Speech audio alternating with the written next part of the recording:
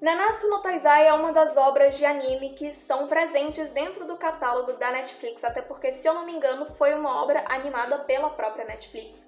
E, apesar de alguns erros grotescos de animação, é uma obra que fez bastante sucesso, especialmente entre o público infanto-juvenil, né? A galerinha ali de 14 anos até uns 16 anos, por aí, não sei a faixa etária, enfim. É um anime que ele fez muito sucesso, conquistou um público grande, só que é um anime extremamente problemático, e nesse vídeo eu vou apresentar uma problematização em específico, que é um debate muito grande entre a comunidade de anime e o fandom em si de Nanatsu, mas que eu acredito que eu tenho que falar, eu quero expor a minha opinião, então bora lá. Here we go. Eu vou falar aqui hoje de um dos casais principais da obra de Nanatsu no Taizai, que se trata do Ban e da Elaine, né? O que acontece? O Ban, ele é um humano, ele tem ali a faixa de 23 anos, que ele meio que toma agora eu não vou lembrar exatamente o que é, mas ele toma uma água lá que faz com que ele viva pra sempre, né? Ele vire um imortal. E aí, por isso, ele se torna um dos 7 pecados capitais. E a Elaine era a pessoa que protegia a árvore que dava origem a essa água especial que fazia com que as pessoas ficassem imortal, né?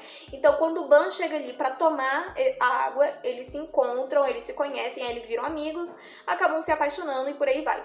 A Elaine, ela é uma fada com mais de 1000 anos de idade, e esse é justamente o argumento utilizado pelo fandom de Nanatsu para defender o relacionamento deles dois. Só que eu vou explicar aqui o porquê que esse argumento ele não se encaixa, ele não se aplica e ainda assim não torna o casal um casal coerente ou um casal correto. Essa é a palavra correta. Correto. Bora lá. Por que essa história de a Elaine é uma fada, ela tem mais de 1000 anos de idade, então ela não é uma criança menor de idade, então ela pode se relacionar com o Ban. É um argumento que não pode ser aplicado, é um argumento que não valida esse casal. Qual é a problemática desse argumento? É o seguinte, quando a gente tem animação, apesar de hoje em dia a gente ter a consciência de que não é algo só para criança, né, de que é uma coisa que pode abranger todo o público no sentido de adulto, idoso, criança, adolescente, por aí vai. A animação, querendo ou não, ela tem o intuito de ser uma representatividade. Como assim uma representatividade? Como você não tem atores reais para fazer aquilo, né? Como você não pretende fazer aquilo com atores reais, você precisa utilizar do desenho para representar aquilo que a história quer passar. Então você usa, aí entra a questão, por exemplo, das expressões faciais, a questão do desenho da movimentação de corpo e por aí vai, e até um personagem propriamente dito. Quando você quer representar a comunidade negra dentro de uma animação, o que você faz? Você cria um personagem negro. Quando você quer representar a comunidade LGBTQIA+, o que você faz? Você cria um personagem que vai ser LGBTQIA+. Então, a representação é a base de uma animação.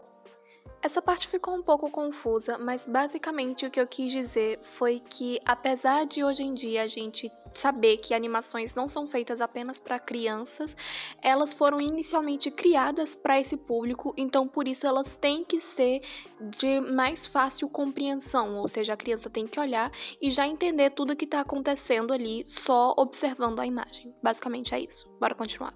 E ela pode vir tanto em forma do desenho do personagem, como na personalidade que esse personagem vai ter, não aparentar, enfim. A primeira coisa que a gente nota em uma representação, em uma animação, querendo ou não, é o visual. O traço da animação, como o personagem é desenhado, a forma do personagem, por aí vai. E quando você olha a imagem do Ban e da Elaine, sem ter nenhum contexto da história, sem ter nenhum contexto do anime, você automaticamente pensa que se trata de um casal entre um homem adulto e uma criança, né? Uma criança de ali 8 anos de idade, por causa da representação que é feita na Elaine, né? Da representação em que a Elaine é colocada. E essa é a problemática. A problemática está na representação da Elaine. Por que ela tinha que ser representada dessa forma, com essa estrutura corporal, com esse formato de rosto, com esses trejeitos tão infantis, de certa forma?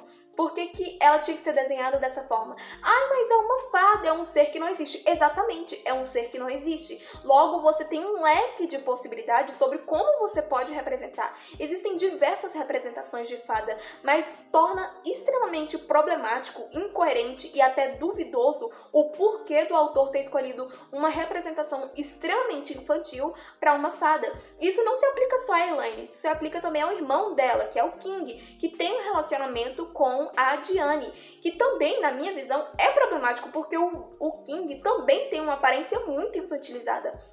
Só que aí ele, pelo menos, depois ele meio que tem lá uma transformação e aí a aparência dele deixa de ser tão infantilizada assim.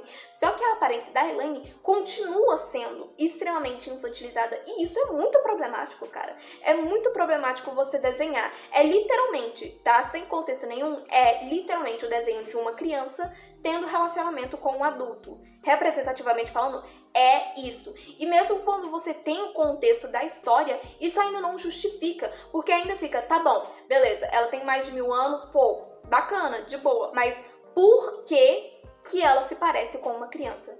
É aí que mora o problema, é aí que tá o quê do problema. Então essa justificativa de, ela é uma fada de mais de 1000 anos, não serve pra nada. Ela continua sendo um personagem, continua sendo um ser que não existe, mas ela é representada de uma forma extremamente problemática, extremamente infantilizada, o que torna esse casal extremamente problemático. E não me entra na cabeça que o autor, ele tinha diversas opções de como ele poderia criar uma fada. Eu quis colocar aqui 2 imagens que eu encontrei no Pinterest ao pesquisar fada, que são a representação de fadas, só que como mulheres adultas, né? A ideia do ser místico fada é justamente ser um ser que é um pouco mais angelical, que é um ser bondoso, de alma pura, muito ligado à natureza, e isso não necessariamente está limitado à imagem de uma criança. É claro que quando a gente fala de pureza e bondade, a gente pensa logo numa criança, mas quando a gente está desenhando um ser místico que está associado a essas características, ela não necessariamente precisa ser feita com trejeitos infantis, especialmente se você for colocar ela numa situação em que ela vai se relacionar com um homem adulto. E ele criou uma fada desse jeito aqui, pra se relacionar com esse cara aqui. Por que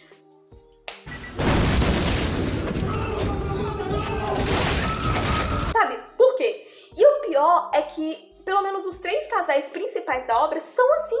Você vê o Meliodas com a Elizabeth, o King com a Diane e a Elaine com o Ban. Sempre tem um que é representado, que é desenhado de uma forma extremamente infantilizada.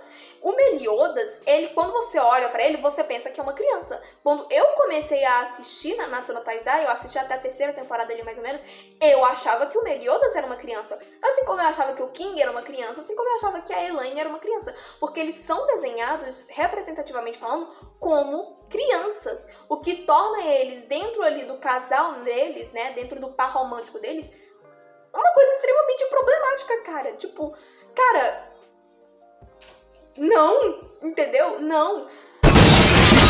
Aí você pode até falar, mas a questão do Meliodas foi uma brincadeira do autor, porque ele queria deixar ele com um rosto bonitinho, e na verdade não, ele é um personagem super sarado, mas tá bom, cara, você quer um exemplo de um personagem que é exatamente assim, só que não é infantilizado? O Inosuke.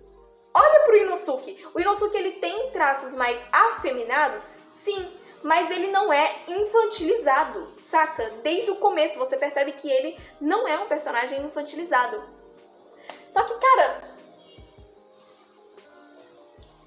ainda assim tem gente que não compreende e que fica batendo nessa tecla. Ai, mas eles não existem, que não sei o que, não sei o que, não sei o que. Mas, gente, é exatamente esse o ponto. O fato de eles não existirem significa que o autor poderia ter representado eles de diversas maneiras. Mas ele escolheu essa maneira pra representar esses personagens e colocar eles dentro de uma situação de casal. E isso é o problemático. Isso é o problema. Porque isso tá enraizado, isso traz muito a questão da ideia de uma coisa que é enraizada na sociedade, sabe? Que é realmente a questão do abuso mesmo. Você abusar de um menor, entendeu? Se qualquer pessoa olha pra qualquer um desses 3 casais aqui, acha que se trata de um caso de pedofilia. Vale também lembrar que existe uma problemática muito grande no fato desse anime ter sido destinado a um público infantil, porque se uma pessoa que é mais jovem consome esse tipo de conteúdo, o cérebro dela ali não tem tanta capacidade para compreender de que aqueles seres se tratam de seres mitológicos com mais de 1000 anos. Eles vão se focar, vão prestar atenção apenas no que está sendo representado no desenho, que no caso é uma criança com um adulto. Isso vai fazer com que eles acreditem que é normal uma relação entre criança e adulto. Porque pela representação ali, você bate o olho naquilo, você acha que se tratam de crianças. Aí você tem um ponto e você entende que não são crianças, mas continua sendo representado porque visualmente são crianças. Entendeu? Eu realmente espero que não tenha ficado confuso. Mas é que assim, já faz um tempo que eu queria fazer esse vídeo e falar sobre isso. Eu só não encontrava as palavras corretas. É realmente um assunto meio complicado e meio controverso, porque o mesmo argumento que é usado para defender pode ser usado para atacar essa questão. Então, enfim, né? Deixa aqui pra mim a sua opinião sobre isso.